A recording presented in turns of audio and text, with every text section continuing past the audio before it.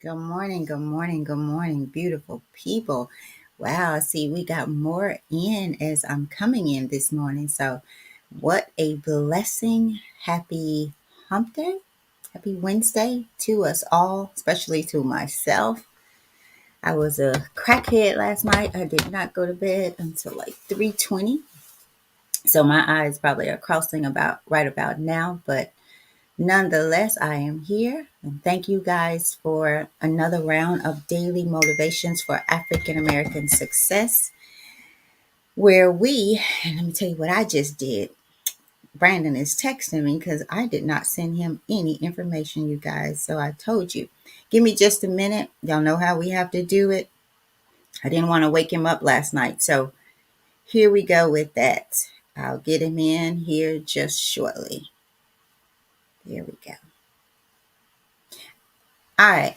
So my fault for Brandon being late this morning, you guys. I wonder what he's going to say about that. But nonetheless, thank you guys. Daily Motivations for African American Success. Day 196 is what we're doing today. So y'all tell us how your yesterday was. We've had some deep ones these last few days. Some things for you to go back and contemplate on for sure. So tell us how your yesterday and the day before, did you stare into that mirror? Right? Good morning, Brandon. Good morning, Mama. How you doing, sweetie? I was slipping, wasn't it? I tried to sneak you this morning. Yeah, you tried to sneak me. No, I was really thinking about you because it was really late when I set this up last night. Really late, and I didn't want to wake you up. So No, it's okay. It's okay. that's what happened. And then I But just good didn't get morning. it this morning. So good morning. Let's see who's rocking with us. We got Auntie Richetta. Good morning, Butterfly and family. Miss Brenda, good everything, everybody. And Latasha says, good morning, family. Tasha, your ears should have been burning yesterday. We talked about you.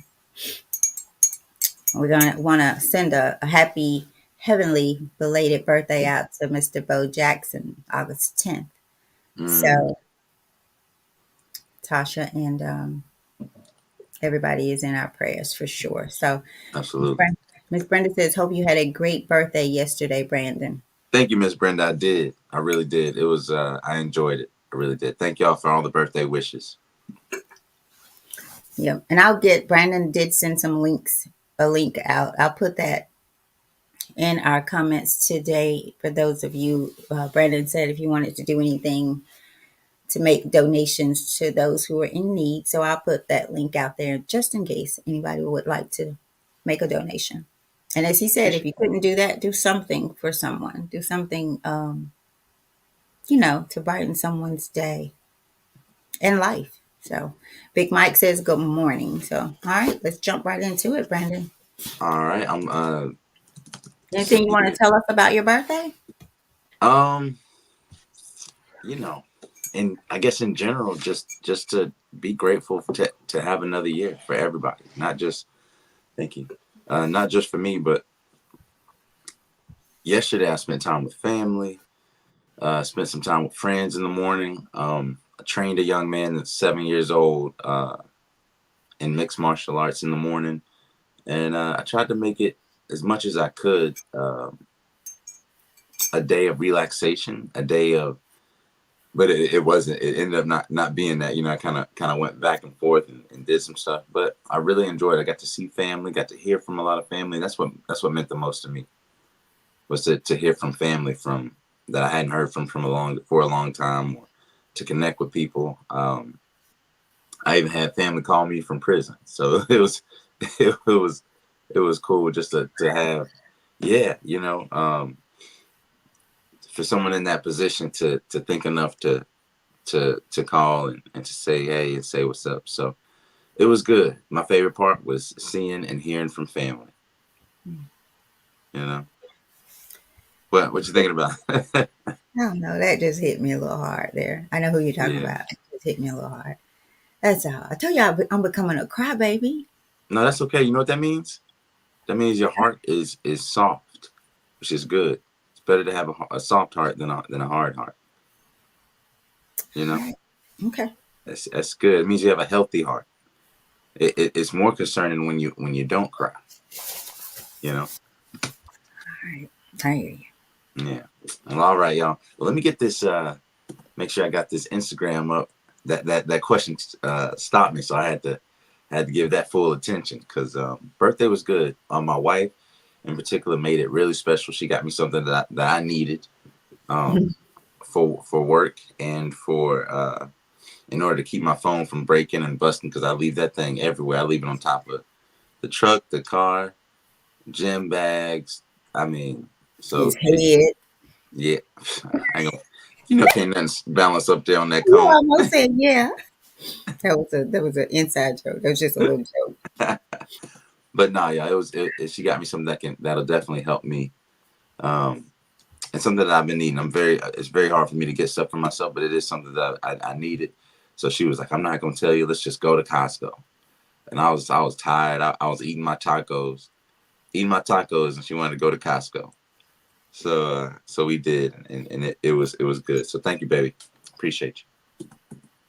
And got to see my mom at the butcher shop, and that was great. She's so selfless. She was there working and still wanted to see me. She was pushing a bunch of papers around, balancing books and entertaining people and being a great host. And at the same time, made some time and space for her bonehead. So I appreciate you, mom. It Appreciate was that. good to see you. I Good to just see you. sent you over that All stream key so right. we can get those Instagram people in, and guess we'll go ahead and go. All right. Let's get ready to do it. Check and see if we have any more comments, Brandon. I believe I saw Big Mike come in. If you Yeah, could he get said good morning. Good morning, Big Mike. I owe you a call, man. I did see that. I'll call you today. I'll call you sometime after the show, man. I was just ripping around. I think when you called, I was at the gym. I think I was teaching my jujitsu class. So yeah, I taught jujitsu class yesterday with a bunch of guys, and their whole them finding out it was my birthday. Everybody wanted to wrestle me. They wanted to wrestle coach. So I let them put me in a choke. I let them put me in as deep of a choke as they could, or any kind of move that they wanted, and then we would wrestle from there. So some guys got on my back and put a choke in like this, and then we say go, and then I'd wrestle them for 5 minutes. And after I beat that person, I get another person. They do the same thing in whatever position they wanted. And so their goal was to get me to tap, but nobody did. So maybe they was going light on me for my birthday, but I'd like to think otherwise. that So you were going harder. uh, I was I'm coach to them. I'm not coach, but I'm an instructor to them. Some of them are newer at jujitsu. Some of them not so much. Some of them have some experience, but I'm still the instructor, so I can't let them beat me on my birthday. All right. But it was good. But all right, now we got Instagram up and going. We can go ahead and proceed with the show. So most of you already know, most of our regulars know, we are going through and reading Daily Motivations for African American Success by Dennis Kimbro. Again, if you don't have the book and you have been here, I don't know what you're doing. I don't know why you haven't gotten this book, because if you're coming back every day, that means you already see and know and understand the value of this book, and you've been participating. So if you can't afford the book, we understand. We don't make anything from it. We just want to uh, uh, just make sure that we pay some kind of homage or give some type of publicity and market this book for Dennis Kimbro, because we're using this as a platform to really do some personal development, and it's helping us a lot. So the least that we could do is to support this Black author. So but a little bit more about this book as we go through these daily motivations for African American success. It'll help you focus on the thoughts, attitudes, and deeds that will lead to the achievement of your true goals. In 365 short but powerful motivations, one for each day of the year, Dennis Kimbro leads us to discover how to use the present moment and our own gifts to transcend labels, cultivate a positive attitude, become wise enough to know when to say yes and when to say no, and to look inward for answers to life's challenges. So each motivation begins with words of wisdom from such distinguished and celebrated African Americans as Malcolm X, Marion Wright Elderman, Whoopi Goldberg, Charlene Hunter Galt, Bill Cosby, Carl Rowan, Mother Hale, Reverend Leon Sullivan, and hundreds of others. This treasure trove of practical inspiration will give you fresh encouragement every day of the year, but what it teaches will last you a lifetime. So our day, anything else, Mom, before we jump right into it? Nope, that's all I Okay. have. So today's title is Father's Day. Father's Day is the title for August the 14th on day 196. I just saw that pop on the screen. Yes. We almost up to 200. We had a 100-day celebration, didn't we? Yes. Are we doing anything for 200? Nah. I don't know. It just Okay. depends. I don't know. I don't know. We'll see how I feel, right? We got 4 days to think about it. Yeah. Yeah. But That today's that title sounds is scary. 4 days, Lord. So I don't know, you guys. Maybe, maybe not. okay. Okay. It's a busy time right now. Yeah. Almost 2/3 of the year in Yes. right now. That's incredible. So Yes. thank y'all who have been rocking with us for almost 200 days now, consistently. Thank y'all. We appreciate it. But again, today's title is Father's Day.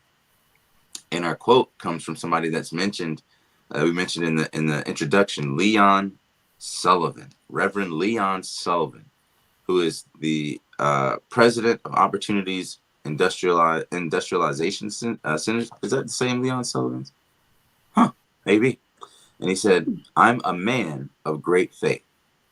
I have no army behind me except the army of God. There's nothing behind me except the faith and belief that the walls will come down.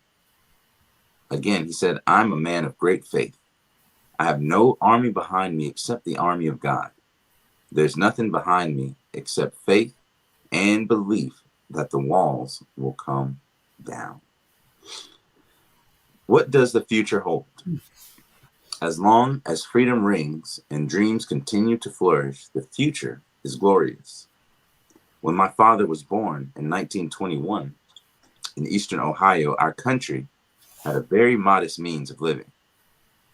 We hadn't yet developed commercial air travel, traffic lights, transcontinental telephones, television, refrigerators, talking pictures, color film, antibiotics, a cure for polio, insulin for diabetes, plastics, frozen foods, photocopiers, calculators, genetic engineering, or nuclear energy. The uniform wage was the uniform wage for unskilled labor was 10 cents an hour.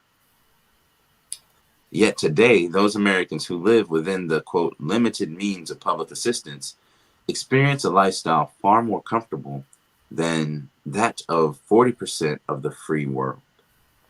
We now enjoy prosperity greater than ever imagined. With less than a fraction of 1% of the world's population, Black America holds more than 5% of the world's wealth. We should be overwhelmingly grateful to have been born in this country.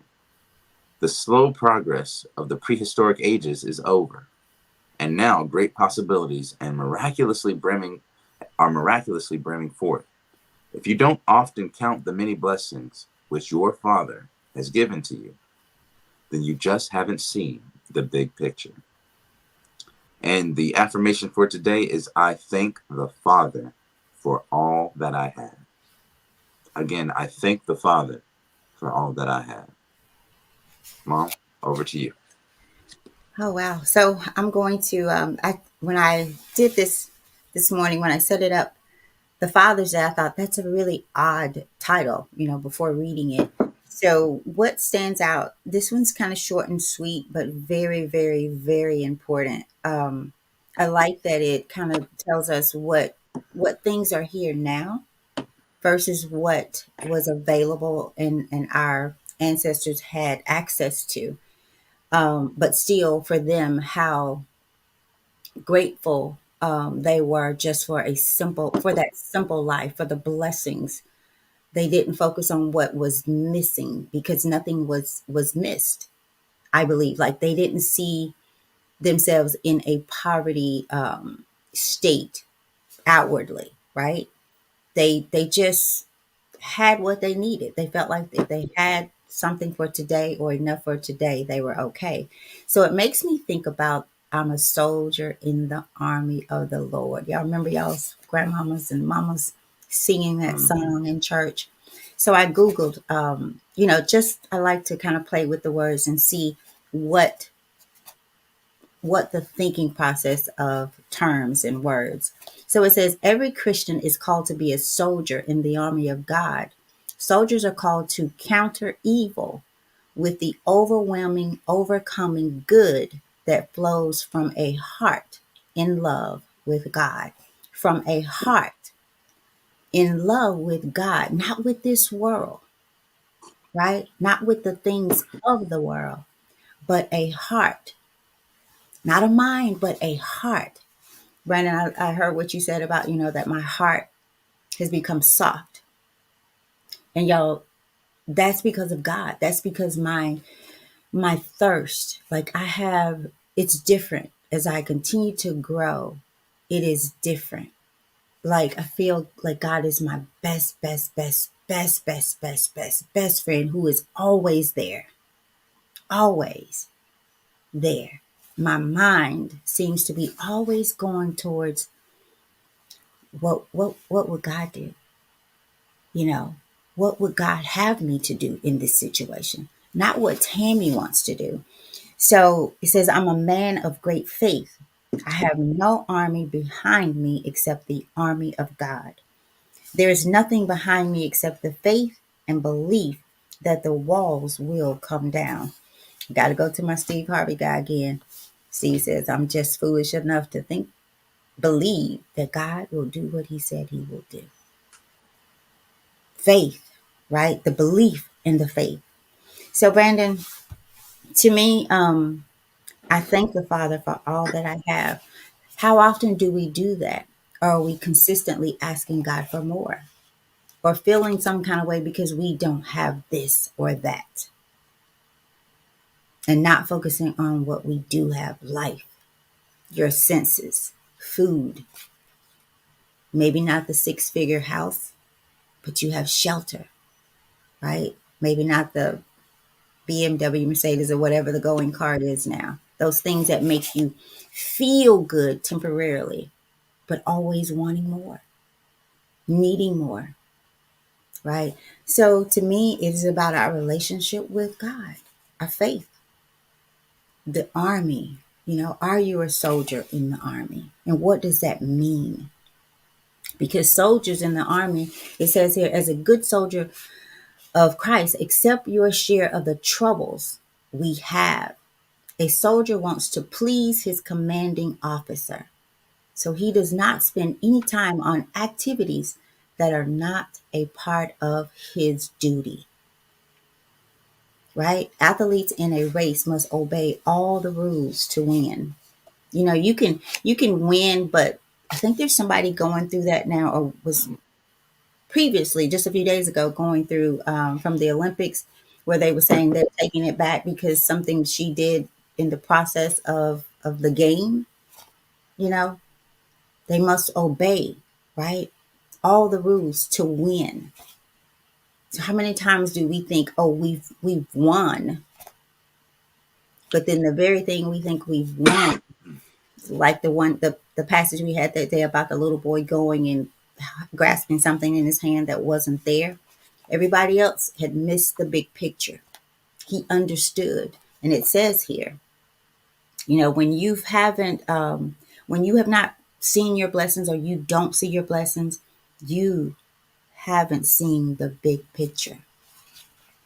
So that'll be my question. Have you seen the big picture? And what did the big picture look like to you, to your true goals? Have you learned to say yes, when to say yes and when to say no? Have you learned to look inward to life's challenges? Yep. So over to you, Brandon. Thanks, Mom. I appreciate that. I was actually looking at that same line when you went over it about seeing the big picture, and it's interesting because the last thing I did last night before I went to sleep was I played mahjong. You remember mahjong, The um the the game? thing you match. Match up. Right. It's Yeah. like a Chinese game that Hmm. you match the little domino chips, right? And they're Right. stacked up. So I played that on my wife's laptop. And it's a touch screen, so you have to touch it. And I noticed I got to a point to where I couldn't find anymore. I was like, what's going on? And what I did is I realized that I was very close to the screen. Look, because it was touch screen, so it was real interactive and I'm picking and all that stuff. And then I did like this, went back a little bit, and I saw the whole. I saw the entire mahjong board in Mm. one, one site. I didn't have to go back and forth like this, and I ended up finding more matches. And I just kind of laughed internally, like, "Huh." Didn't see the big picture, you know. Mm. Didn't see the big picture, so I couldn't find the matches. Couldn't find the solutions to the game or to the problem. I couldn't. Um, Even knowing the rules of the game, if I was so close on it to where I'm staring at it like this, I can't see the big picture. You know what I mean? Yeah. Um, it's kind of like I made a reference maybe a month or two ago about if you drop a piece of food on the ground, you know, it could be 6 feet away, and there'd be an ant, 6 feet away, and the ant won't see that food that you dropped, but they might smell it. You know, now Mm. you can see the ant and you can see the food, so you know the food's there, but the ant can only smell it. He's like, there's something sweet. It might even be a piece of bread. It smells sweet to them. That's why if you notice, ants will find anything. You put something sweet, sugary outside, they are going to find it. But with their little eyes, they cannot see it from all that space away. But you, being tall and big, you can see the ant and you can see the piece of bread. Now the ant still moves toward the bread because of its sensitivities, its senses. But if that ant only went based off of what it saw and what it currently had, it would say that the bread doesn't exist. The bread isn't there because I can't see it. So just because you can't see your blessing right now doesn't mean that it's not there waiting for you, or that God hasn't put it there for you. But you got to use kind of your inner senses, that God has given you, your sensibilities. It might be your faith, as Leon Sullivan was depicting here. Like he has nothing behind it but faith, right? So looking at that bigger picture, if you can stand back and see the bigger picture, you'll see that the blessings are right there. But um, how many of us are spending more time asking for the blessings than going out there and putting our best foot forward to get it? I always say that you can ask, but after you ask, put your best foot forward. Like you can't just sit there and ask and we always make these requests so shallow, right? Oh, I want $1 million. Oh, I want a new car. I want a new house. I want this one. That is not going to help you in the next life. That is not going to help you in the hereafter, right? But how many of us ask to better maintain what we have? When Mm. was the last time we made a prayer? Lord, you have blessed me with so much. Please, thank you. First off, let me be grateful, but give me the ability to maintain this and to honor you and to glorify you as a dignified creation of God in what you have given me and what you have bestowed upon me. Make me a better manager, or the Arabic word is khalifa. Make me a good steward of what you've blessed me with. And let's make that, I'll just speak to myself first. I want to make that my prayer. Make me a better steward of the blessings you have bestowed upon me before I ask you for more. Mm. Because look, if we look at this passage, it says when his father was born in 1921 in East Ohio, they didn't have all these things. They didn't have airplanes, insulin, plastics, no plastic. Go look around your house right now. How much plastic do you have? The uniform wage for unskilled labor was $10. cents an hour. 10 cents, y'all. They didn't have color film or television or refrigerators. How often do you how often do you complain at the refrigerator? Oh man, I ain't got nothing in there. I gotta go grocery shopping again. Not knowing We'll that have what they want in there. you're blessed to even have a refrigerator. Hmm. You're blessed to say, ooh, I can go to the grocery store. How lucky are we that if you want a pineapple, it ain't a pineapple that grows naturally within 100 miles from here, y'all. I would buy 500 miles from here.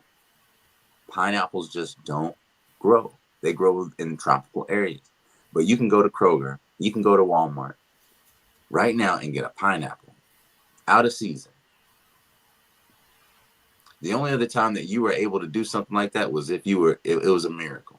There's a story about, mom's, one of mom's favorite personalities in the Quran, which is the mother of Jesus, right?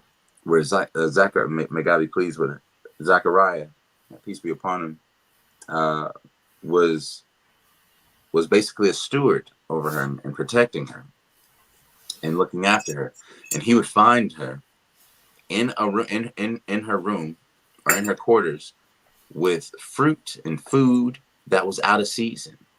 So imagine in a time where you don't have refrigerators, in a time where you eat whatever is in season, and here she is with fruit out of season. That's Mm. it's so that's a miracle in itself. Now these miracles, no less a miracle, but now they have logistics behind them. Now they have 18 wheelers that bring in the pineapples, right, and the mangoes. So we have all these systems that are set up to give us the same blessings, but are we as grateful? Are we as grateful? We have access to all these things. That imagine if we were just born into a family that without all these technologies, how difficult would it be to eat, to wash your clothes, to drink fresh water every day? Do you know the majority of people in this world right now don't have constant access to clean running water? And we'll leave the hose running. We'll leave the shower on for 15 minutes, 10, 15 minutes before we hop in because, oh, it ain't warm enough. So we are really spoiled, y'all. We are really spoiled. And and even in the early 1990s, African Americans have 5% of global wealth. Mm. What are we doing with it? What are we purchasing with it? What are we investing with it? And are we making purchases that are for our spirits, for the betterment of our hearts, like we were speaking about earlier, for the fortitude of our minds? Are we helping others?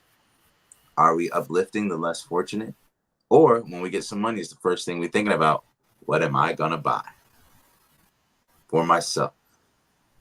Are we going to consume in this consumer culture? Our disease in the Western world is that of consumption.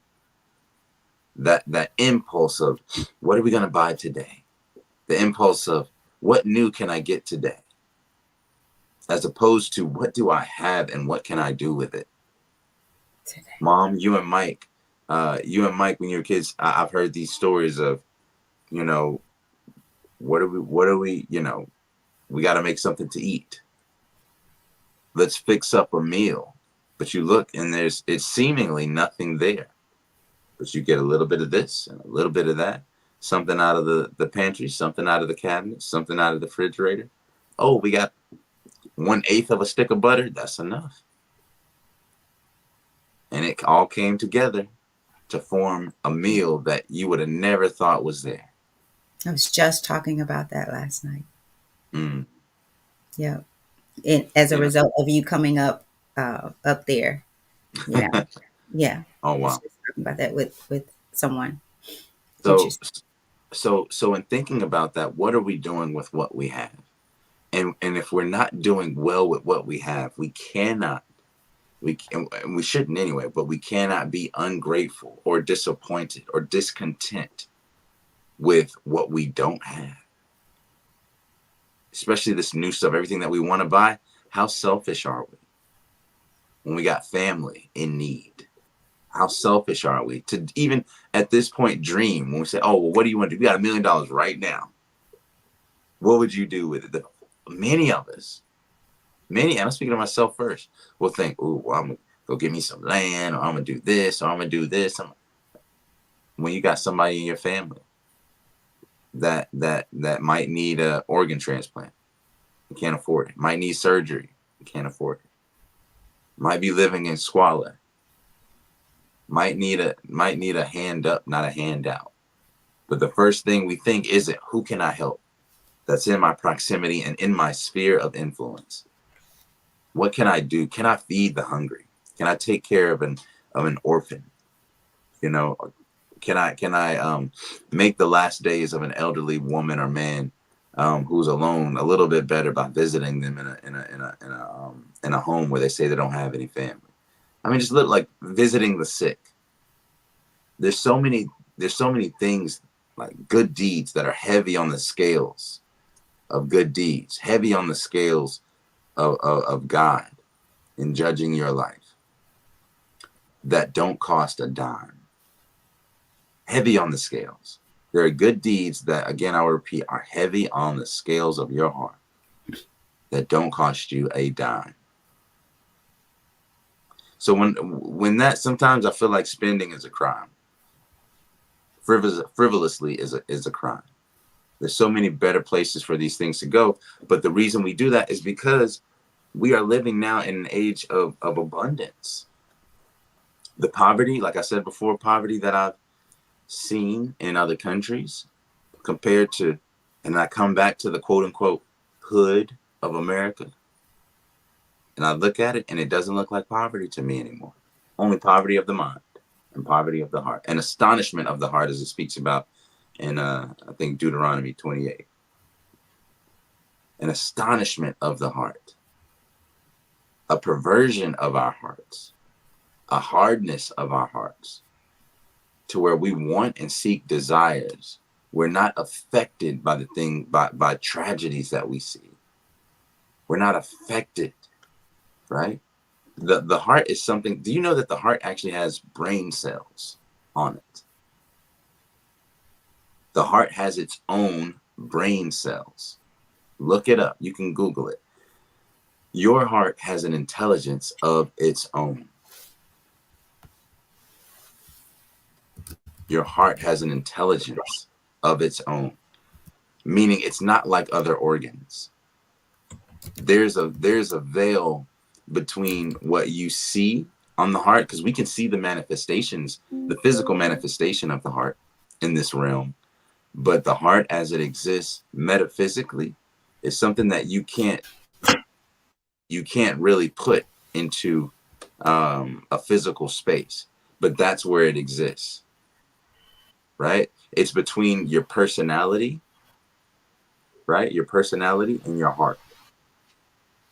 Those are two different things, and God is the veil in between. You can see both of those. You can see your heart, and He can see your personality. So I think the efforts of life, and the one of the best things we can do before we die, is to purify our heart. What's the methodology of purification of your heart?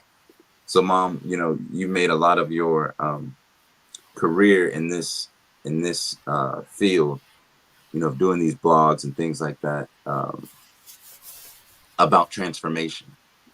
You made much of the cruise of what you deliver to people about transformation.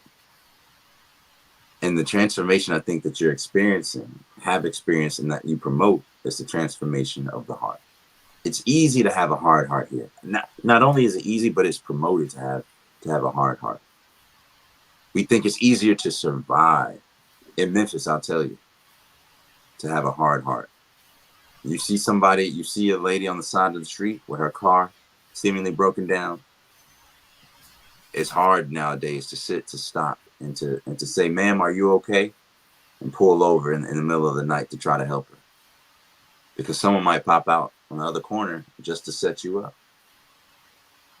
So it's in this day and especially in urban areas, it's very you're incentivized to to be desensitized, right? I'll say that again. You're incentivized to be desensitized to the evil that you see, the even the joys that you see.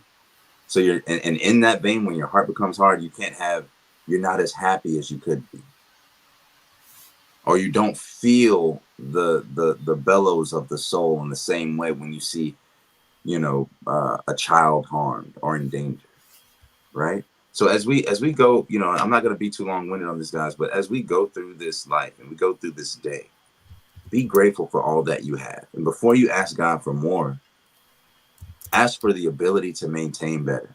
Especially my men, we are the maintainers of our sisters. We are the maintainers of our families, the providers, the protectors. Okay. So are we, and I'm speaking to myself first, am I maintaining what God has blessed me with? And I should refuse to ask for more before I ask God for a better, more steady hand in maintaining what I'm holding. Okay. So on this it says today's title was Father's Day. And our affirmation was I thank the Father for all that I have. And what did Leon Sullivan say, which is our quote from Distinguished African American? He said, "I'm a man of great faith. I have no army behind me except the army of God. There's nothing behind me except the faith and belief that the walls will come down." This reminds me of like the walls of Jericho. I think he's making a reference to, right? So I thank the Father for all that I have. That's the affirmation for today. Carry that with you and thank the Father for what you have and be grateful by maintaining it, not just by verbalizing that with your words, but with your actions. Go take care of what God has given you, be grateful for it, and then you can be blessed with more. At least that's the way I see it. So back over to you, Mo. So I'll get these comments in. We've missed a few as you have come in. Let's see. Alvin Williams Jr. Mr. Alvin Williams Jr. is in the house, better known as Big Al Sal. Thank you for rocking with us this morning. Miss Kayla is back saying, "Hey, mommy, sorry I haven't been on."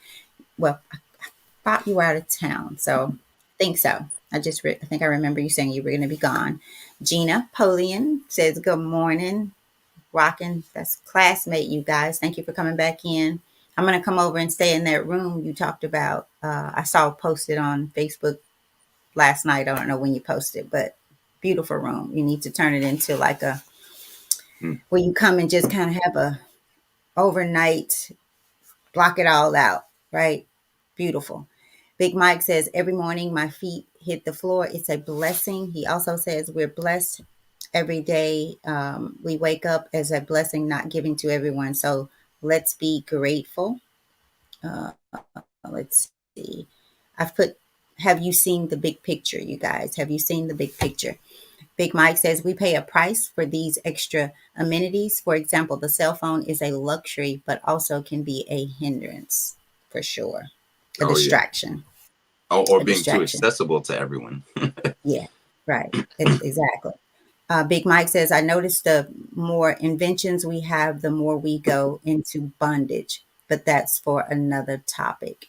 Yep. I've heard elderly people say, the more we get, the more we have, the worse we become, right? I think a lot of these things take us away from our faith, our belief, just being grateful.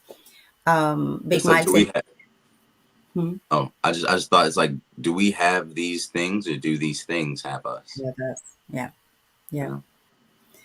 Big Mike says, "Even the seed has to break through the soil to grow." And then your guy is in Losty King. And then Big Los. Al, Losty King, and Big Al says, I think he said, uh, "praying hands." I think that's what that Thank is, you. right? Thank you. Yeah. So I want to just leave with this. Brandon, you talked a lot about the heart, and I've have something here. Guarding your heart is essential in the context of sin because it helps you protect your innermost self from the deceptive allure of sinful temptations. It involves making choices that align with your moral and spiritual values, avoiding harmful influences, and striving for a pure heart. So, do we think about the importance of guarding our heart and what does that mean? Guarding it against what? Against who? Right? And it has to be based on your morals, your spiritual values, right? Your spiritual values. And then create in me, you made me think about Psalms 51, Brandon, create in me a clean heart, oh God, and put a new and right spirit within me, a new and right spirit within me. Do not cast me away from your presence, and do not take your Holy Spirit from me. Restore to me the joy, y'all, that word of your salvation, and sustain in me a willing spirit. Do you have a willing spirit to see the big picture? The word joy sticks out to me because of the conversation we had where I was saying that I have joy, that not many things excite me, but they give me joy. And I just believe that's because of the process, the renewing of my mind, learning to guard my heart, learning not to pick it up so that I don't have to put it down, learning to take those thoughts captive and measure them, talking them out of my life, right? Throwing them back out, send it, return to sender. So think about these things as you go through the day. More importantly than that, you guys, faith and belief. You know, Brandon mentioned about we pray for things. Sometimes we're praying for things that we don't even, that we think is inevitable that we'll even get. So you are returning your prayers back, right? You're praying, but sending them back out. So that's all I have, Brandon, as we work to get off of here. All right, y'all. Well, thank you for joining us on this day 196 of the In the Season podcast. If you are on Facebook Live or Instagram Live, please make sure that you take a second to go over to the YouTube channel, type in the letter in this season podcast, as you see right up there on the opposite side of your screen over there. And like this video, like the other videos if you can, if you have the time. But definitely subscribe to the channel. And like I said, like it boosts us up inside of the feed, so more people have access to this type of information. And then also it tells the algorithm that this is the type of stuff that you want to see, that you want self-development, you want to grow, you want inspirational things in the morning or in the noon, in the night. It'll start to send you more things, not just this podcast, but other videos like it. So please go ahead and do that. Make sure that if you can, you get the book Daily Motivations for African American Success by Dennis Kimbro. I don't know if y'all can see that, but please get it. Again, high value, low cost. Go out there today, be grateful, be thankful, value what you have, and go change somebody's life. Start with your own. All right. We love you so much, and we'll see you tomorrow on day 197. Peace. Y'all be great. Be great.